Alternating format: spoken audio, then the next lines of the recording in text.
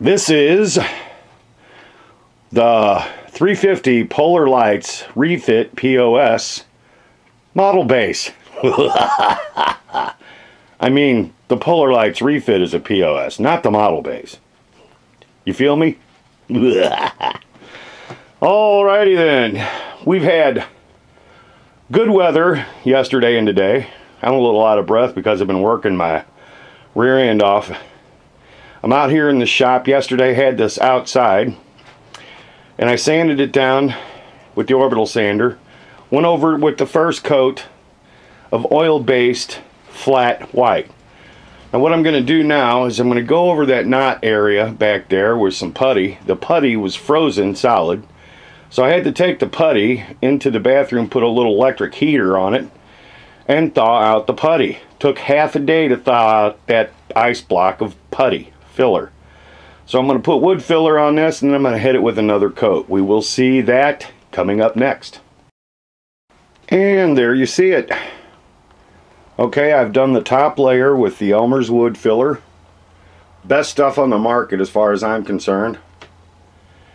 Gonna let this dry for a couple hours. Then I'm going to come back and do these other sides, the back and each side, fill everything in except this. This is where I'm going to put the strain relief, and what I'm going to do is I'm going to tack a piece of 1/8 inch MDF over this, put the strain relief through, and then go through the back side of this and epoxy the cable and the strain relief in place. There you go. This is the top plate that is going on top of this model base. It's exactly the length and width of this cabinet because I made the cabinet around this design. I designed this taking screen captures off of the motion picture and the Wrath of Khan to come up with what I thought would be an interesting TMP / TWOK TWOK Wrath of Khan model base. Now up on this side on the right upper corner, that's going to be a phaser fire indicator. Beneath that will be the deflector grid indicator, or the deflector shield indicator.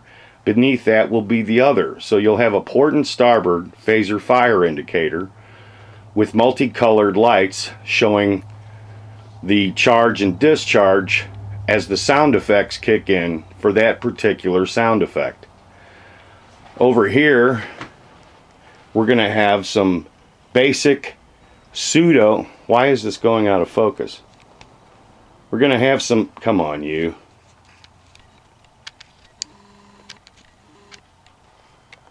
We're going to have some basic, right here, boop, boop, boop, pseudo random blinkies. Now, not all of them are going to blink. Some of them are going to be always on, but you will see several of them blink.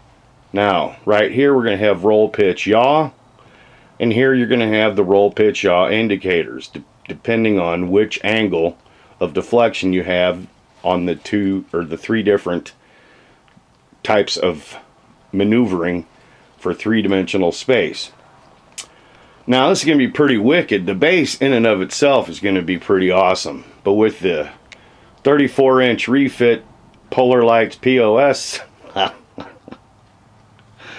sitting just above that and some of the other little details I'm going to add to it, this is going to look really sharp. Now right here we've got some black architectural film. So what I'm going to do is I'm going to put the top plate down. Anywhere where there's a graphic, I'm going to lay the graphic over the top.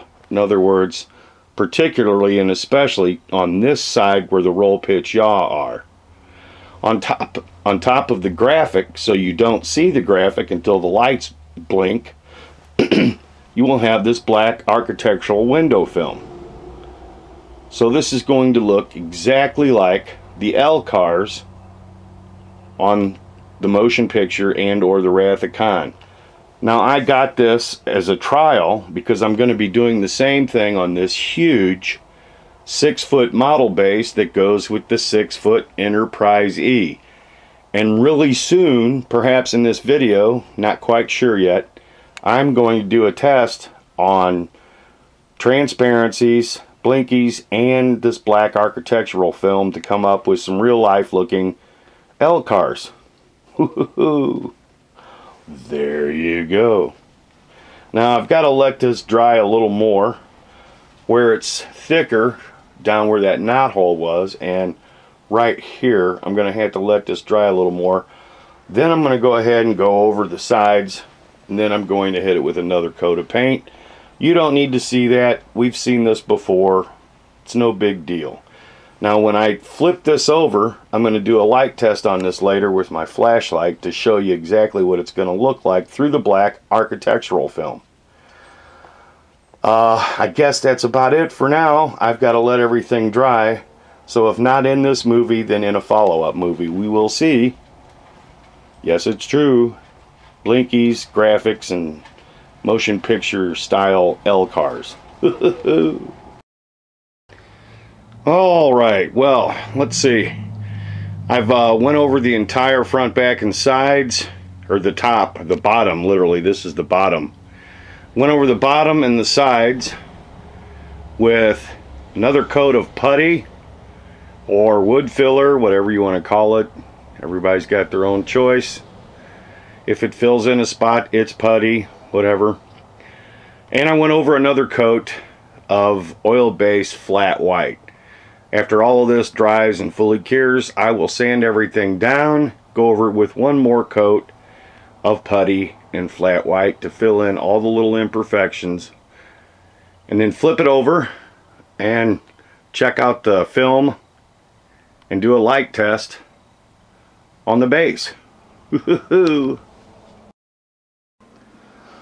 Alright, I've got a little project here I want to show and tell. I want to show you what I've been doing and explain why I did it the way I did it and what I did. Alright, as you can see here, I've got two nacelle halves. And here I've got two complete nacelle halves. But guess what? This portion, right here, this fin, is only on the outer nacelle. On both sides of the nacelle. Now this is for the Dreadnought. So what we wanted is we wanted this fin. That broke off, obviously, but I'm going to fix that, not an issue. We wanted these fins on both sides of the third nacelle just to make it look like an accurate, so-called accurate Dreadnought. There are a couple of different ways I could have done this, but this is what I chose. I essentially took two outer halves of the nacelles, taped them all together really tight after trimming out all the pegs and all the little spots where they mate and they interlock with each other. I trimmed all those out, taped it up together really tight, marked a spot on it, and cut the end off of it. I did the same with the inner nacelle. Then I took those four halves, not these four, but the four halves that were left over, and I meshed them together to come up with this. Now,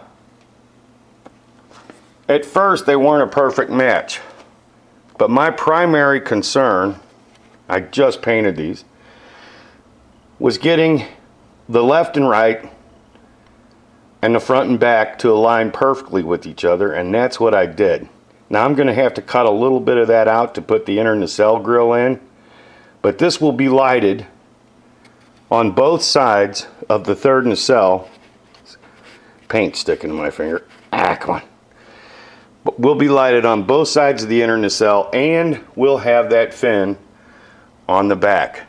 Because to me it just looked awkward having half of a fin or no fins just going with the inner nacelle halves. So I chopped everything up, aligned everything together, used standard airplane glue, Testors gel, and some strips of 20,000 styrene, and came up with what you see here on both sides. Then I went in and epoxied both sides with epoxy, and then went over the epoxy with 3M spot putty. Now I've got just a little bit of cleanup on both sides left to do, top and bottom, and these are good to go. A little more sanding and shaping, and I'm calling it good. Woo-hoo-hoo. And there it is. We've got it flipped back over. Everything's dried and good to go. As you can see here, this is where all of the switches are gonna be. Boop, boop, boop. I'm gonna put a support right here and a support right here to make sure this is supported and stays level. The switches will be here, here, and here. The audio jacks will go out the back. The stress relief will go out the back. And all the lights will come up from underneath, go through the graphic, and then through the black architectural window film. Now, for me to get far enough back to see the whole thing, I've got to step back quite a ways. But there it is. Looks good to me. I've kept the protective coating on it the entire time. As you can see, the black film to protect that 1/4 inch gloss black precision laser cut acrylic. Ooh.